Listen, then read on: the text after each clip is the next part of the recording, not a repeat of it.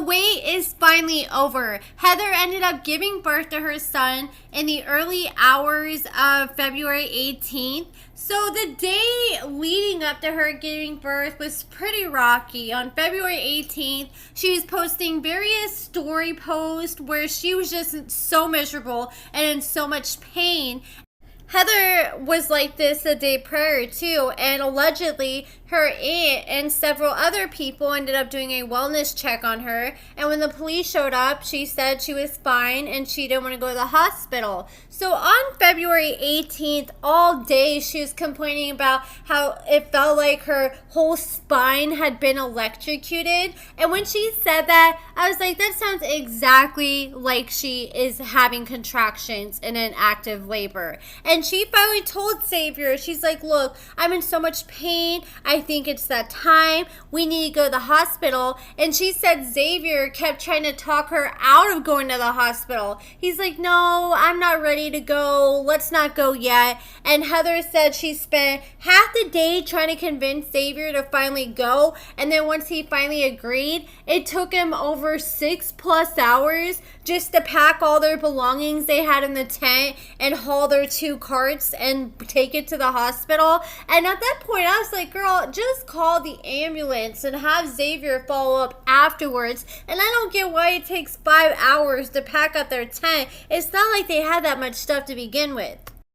Finally, at 1:23 a.m. on February 19th, Heather made a video post where she was at the hospital and she revealed she was in labor, and you could just tell from the sound of her voice that she was having really hardcore contractions. And then she started freaking out because she's like, I'm in labor. I don't know what to do because Xavier, he was following us with our carts as soon as I came in the hospital, and he disappeared on the first floor, and he has my purse and all my belongings. And she was panicking, and the nurse in the background was in the room with her.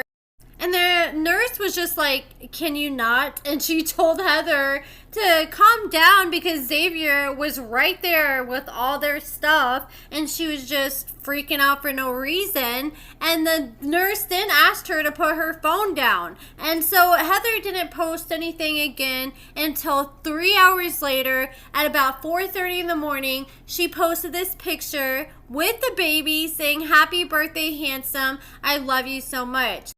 Her baby is absolutely adorable, and Heather looks so happy here. And that baby's got a full-on head of hair. I bet she had all sorts of heartburn while she was pregnant with that baby. But baby Rico has finally made his grand entrance. He seems to overall be pretty healthy because I feel like if he had something serious, he would be in the NICU. And if he was in the NICU, then he would be there, and Heather wouldn't be able to have him in her room and doing all this skin to skin like she's been doing. So here's another picture she posted of him, and she said, I always wanted a big family. Baby number 4 has just arrived, and I'm so grateful and blessed. And I feel like at this point, they just need to sterilize the girl. Like, there needs to be a law that if you have like 3 or 4 children that you lose, that you don't have custody of, then you just have to be on some kind of birth control shot. Because I feel like there's a really high chance of this happening again. Heather swears up and down she was on birth control pills when she got pregnant with this kid, and that Xavier just has bulletproof sperm. And if that's the case, then she needs to figure something else out if those pills weren't working.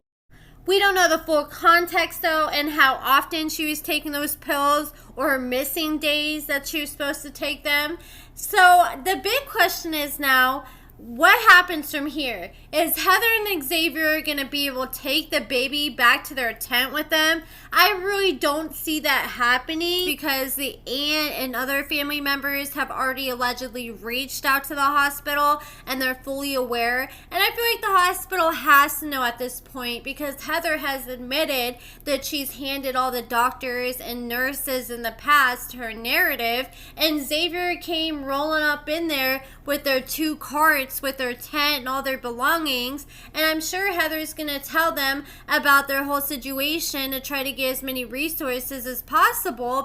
If that baby somehow, some way does go back to the tent, I see a lot of people reaching out to the police to do wellness checks, and people who may be walking by the tent and hearing a crying infant in there calling police because they're concerned.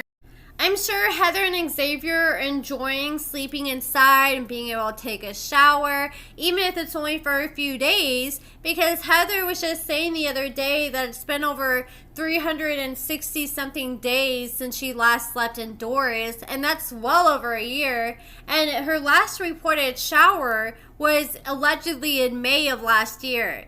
Now I want to talk about Taylor's sister, Bobbie. So a few days ago, we found out when Bobbie came forward and spilled the tea that Taylor had been letting Chance and his girlfriend live with her, and they have been living with Taylor for the past few months.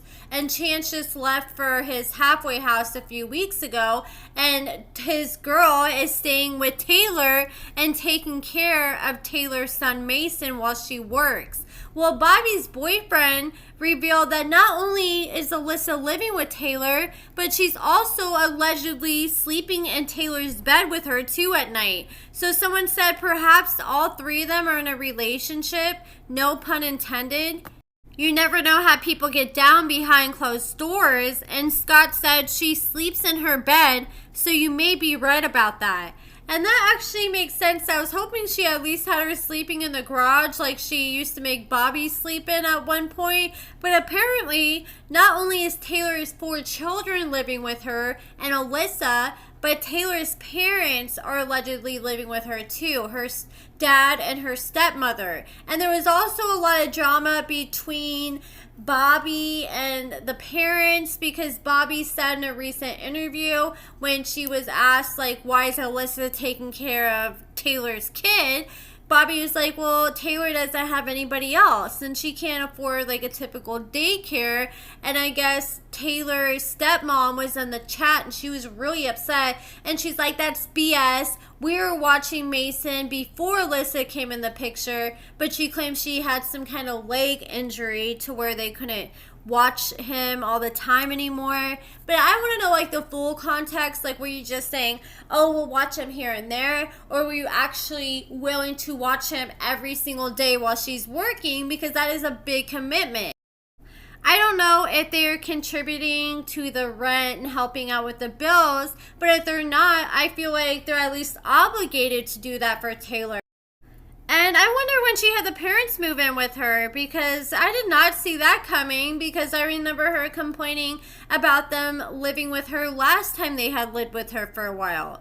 And then Bobbie responded to someone's comment in a Facebook group, and she says, Taylor has never taken care of me. She only gave me a place to stay when I got out of prison. I paid her rent for being there, and I helped her with her kids, cleaned her house, and helped her feed her kids. And the only question I have regarding that is Bobbie said in an interview that she couldn't work while she was living with Taylor. So if you weren't able to work, then how were you paying $800 a month?